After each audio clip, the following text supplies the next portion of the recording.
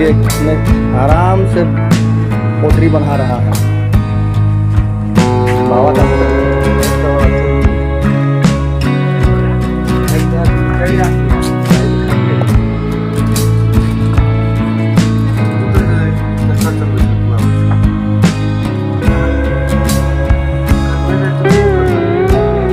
महीना में लगभग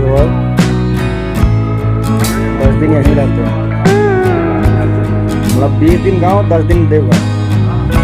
हर हर महादेव, हर हर महादेव, महादेव महादेव। बहुत पीछा है।